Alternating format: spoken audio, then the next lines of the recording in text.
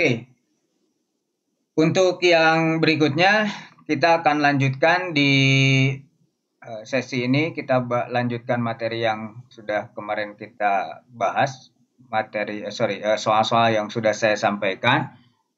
Nah, di nomor 13 ini kita akan membahas fungsi trigonometri, masih di fungsi trigonometri.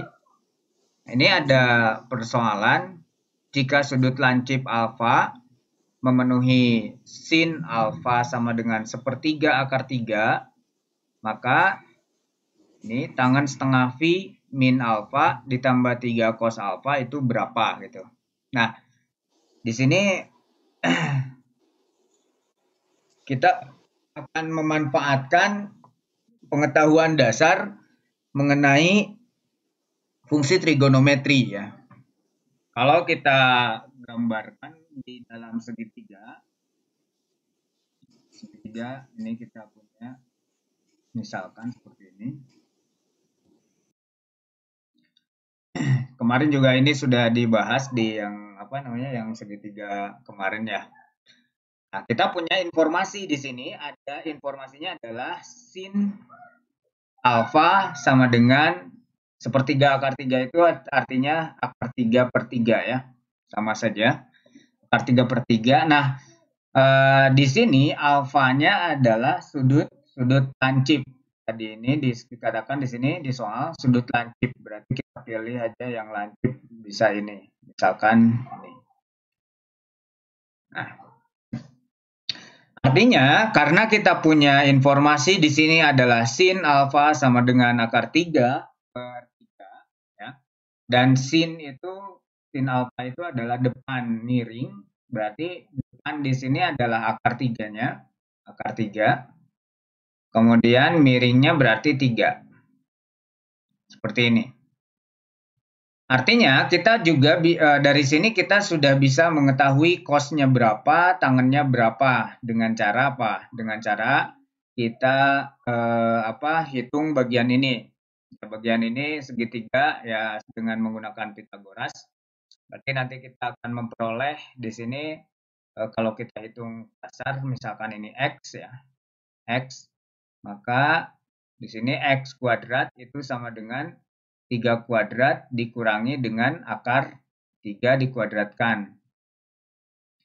Artinya kita punya di sini 9 dikurangi 3, maka kita punya 6. Ini adalah x kuadrat, berarti x-nya adalah akar 6. Oke, berarti ini isinya adalah akar 6. Sehingga kita bisa konstruksi di sini sin, kemudian bisa konstruksi cos alfa. Cos alfa itu adalah depan samping miringnya. Sampingnya adalah akar 6. Dibagi miringnya tetap 3. Dari sini kita juga punya sin cos tangen. Tangen alfa juga punya di sini berapa? Tangen desa ya, depan samping. Jadi kita punya informasi bahwa akar 3 per akar 6 ini adalah tangennya. Nah, lalu yang ditanyakan adalah, ini ditanyakannya tangen, kemudian setengah pi dikurangi alfa, ya, ditambah dengan 3 cos alfa, ini berapa? Kalau kita ingat catatan di fungsi trigonometri ya tentang periode atau di sini ada setengah V, itu ada perubahan, ini ada perubahan perubahan fungsi ya, perubahan fungsi.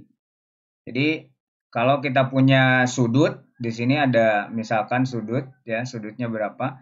Ini sudut itu adalah alfa plus K ya. K kali 90. Ini kelipatan dari 90. Nah, jika K-nya itu genap, ya. Misalkan angkanya kelipatan 90-nya itu angka 2 gitu, angka berapa lagi? Kemudian angka 4 itu kan berarti K-nya genap, maka sudutnya itu atau fungsinya ini nggak berubah. Jadi kalau dari sin itu akan tetap sin, dari cos juga tetap cos, kemudian dari tangen juga akan tetap dia menjadi tangen. Nah, sementara ini catatannya ya. Sementara kalau kita punya K-nya ganjil, maka di sini kita akan memperoleh perubahan tanda. Jadi kalau tadinya sin, ini dia akan menjadi cos. Jadi berubah, yang tadinya sin, misalkan ini kan tangen ya. Nah, kalau sin di situ dia akan jadi cos. Kemudian kalau cos dia berubah menjadi sin. Kemudian kalau dia punya tangen, ya, dia akan berubah menjadi kotangen. Nah, artinya di sini kita punya informasi tangen setengah V min alfa, berarti kita peroleh di sini ada perubahan karena setengah V itu kan V-nya di sini 180 ya. Kan V itu 180, berarti kalau setengah V itu artinya 90 derajat, dan kalau kita lihat ke bentuk ini, itu K-nya adalah K yang ganjil, berarti karena 1 ya. Maka di situ terjadi perubahan. Maka ini kita punya kotangen alfa. Kotangen alfa. Kotangen alfa ditambah dengan 3 cos alfa. Kotangen ya, kotangen juga kita bisa ubah kan, karena tangen itu adalah sin per cos, kemudian kotangen itu adalah cos per sin, ya sama kita bisa buat ini juga menjadi 1 per tangen kan. Kotangen itu adalah 1 per tangen alfa ditambah dengan 3 cos alfa. Sehingga tangennya kita sudah tahu nih, akar 3 per akar 6. Maka kita punya di sini adalah kalau 1 per tangen alfa berarti dibalik ya. Jadi akar 6 per akar 3 ditambah dengan 3 kali cos. Cos alfanya adalah akar 6 per 3. Ini habis di sini dibagi dengan 3 juga jadi 1. Jadi kita punya di sini akar 6 dibagi dengan akar 6. Akar 6 dibagi akar 3 itu sama aja dengan akar dari, ini kan bisa dibuat seperti ini, 6 per 3 ditambah dengan akar 6. Sama saja dengan akar 2 ditambah dengan akar 6. Oke, jadi di situ adanya akar 2 ditambah dengan akar 6. Ini di sini ada akar 6 ditambah dengan akar 2 bagian C di sini ya. Yang bagian C ini akar 6 ditambah dengan akar 2. Di sini akar 6 tambah dengan akar 2. Oke, itu penjelasan untuk nomor 13.